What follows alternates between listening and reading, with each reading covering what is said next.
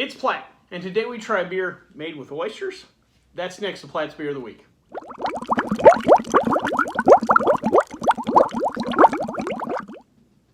So the particular beer we have today comes to us from HenHouse Brewing. It is their Oyster Stout. Yes, I said that right, an Oyster Stout.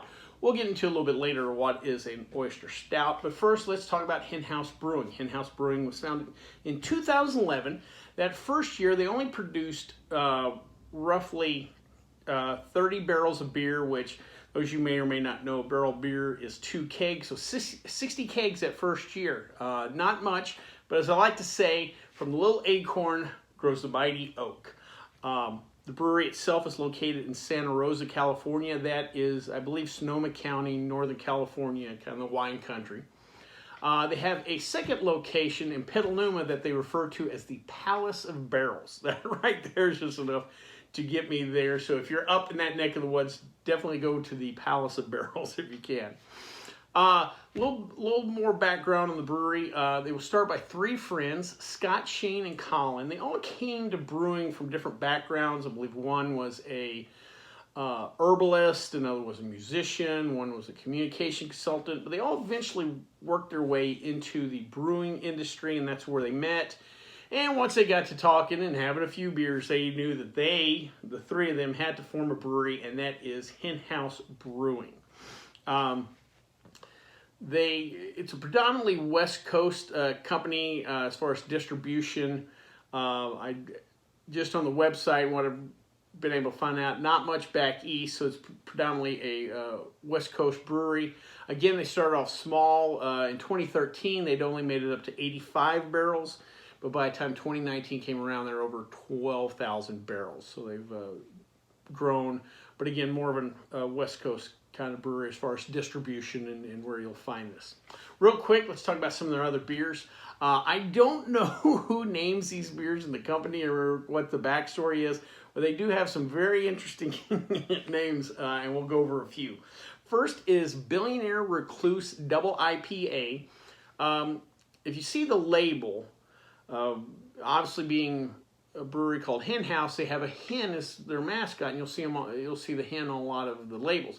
Well, this hen is in a blue spacesuit and is kind of a homage to Jeff Bezos and whatever his space thing is. But you see it, you definitely know where they're going with that name. Next is a name that I had to do a double take because I had not heard this name in years. BB Rebozo IPA. Now, a lot of you out there, I can hear the crickets chirping in the background. If you're roughly 50 and older, you might remember a little thing called Watergate. Well, there was a gentleman named BB Rebozo who was a banker, but also friend of President Nixon that kind of got wrapped up in the whole thing. But again, it's a name I had not heard forever. But the folks at HenHouse decided to throw that on a beer.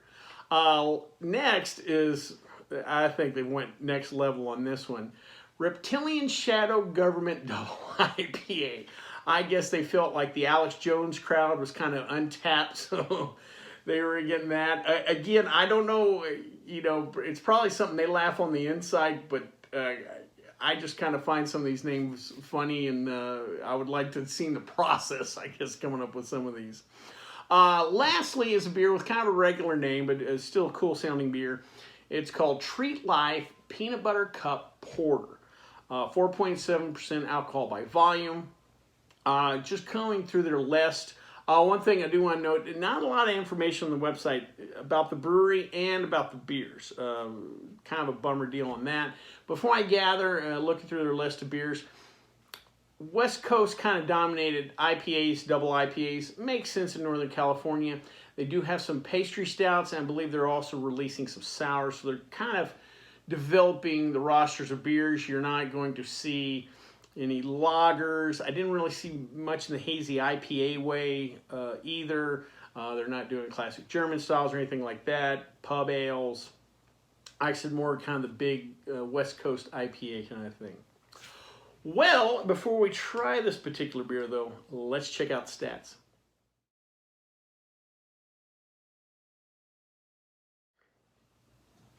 So before we try this beer real quick, I thought I'd explain to you an oyster stout.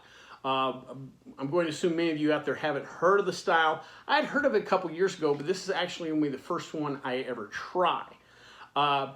Oddly enough, this is not a new style of beer. This is a style that's been around for over 100 years. It was first brewed in the early 1900s. What an oyster stout is it's a dark, semi-sweet beer brewed with oyster shells. Originally, it was not produced with real oysters, it was produced with oyster shells. Now, those of you that are into home brewing, you may or may not know there's several different things you can use to clarify your beer. Fish bladder is one, diatomaceous earth, but oyster shells also can help clear beer. Apparently, when this style was created in the early 1900s, that was kind of the deal at the time. Think about, you're in Ireland, it's 1905, you're at a pub, you work a sailing ship or whatever, you have a couple of stouts, because that was, what they drank there, and you had some oysters. And, the sweet maltiness of that beer, along with the saltiness of the oysters, kind of work together. Now think about if you're the guy that owns the pub and the brewery doing this. You've got oysters, you shell them, you got all these shells. Why not use them? So they started throwing them in the brew kettle to help kind of clarify the beer. That's the purpose of that. And this actually, again, was a big enough deal. For a long time in Ireland, Guinness had an entire marketing campaign based on, hey, if you're going to have oysters, try a pint of Guinness. Now, they did not come up with their own oyster stout, but they, jumped on the trend. Now, Guinness is a dry Irish stout. A lot of the oyster stouts tend to be sweet stouts, more like a classic milk stout. Again, to really get that compare and contrast with the saltiness of the oysters. As far as beer judge categories, or if you're in a home brewing competition, there's really not an oyster stout category. They generally get thrown in with the sweet stouts, but again, that's only for home brewing dorks like me to worry about. Today, brewers actually, some will use real oysters, some will just use the shells. Unfortunately, I want a lot of information on this particular beer, so I don't know if it's the shells or the oysters. So if you get a chance to try one of these, maybe dig around and find out. It could be done both ways. In the past, predominantly with shells, but brewers today are really kind of pushing the envelope, so you can get some with actual real oysters in them. As far as being brewed, there's none actually in the beer itself. Well, with that being said, now we've got that figured out, let's try an oyster stout.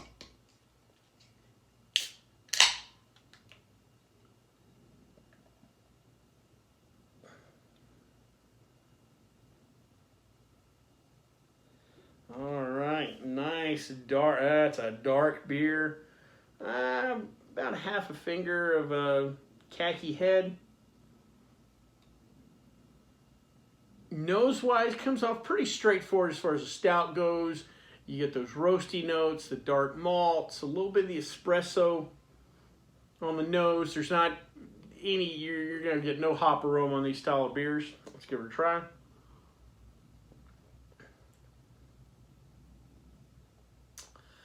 That's a pretty straightforward stout, in my opinion.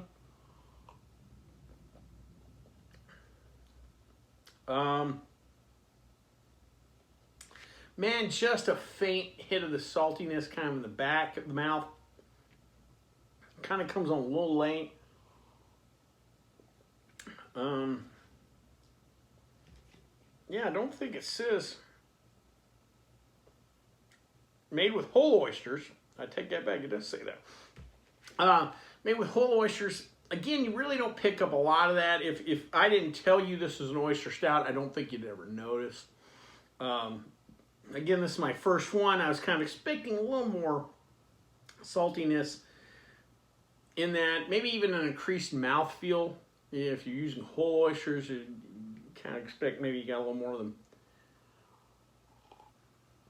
the mouthfeel. And also growing up in the South, we had mussels, freshwater mussels, and you kind of get a little dirt taste to it, I've gotten that off of some oysters and mussels before, but no, this is pretty much a straightforward, decent stout. A little drier. It's not sweet stout. It's more of a kind of a classic dry stout. Well, with that being said, I hope you liked this video. If you did, please subscribe down below. Also, please like the video because it lets YouTube know we're putting out good content. If you have any questions, comments, concerns, or beers that you'd like me to try, please leave them in the comment section, or you can always contact me on the Twitter page. Till next time, bottoms up.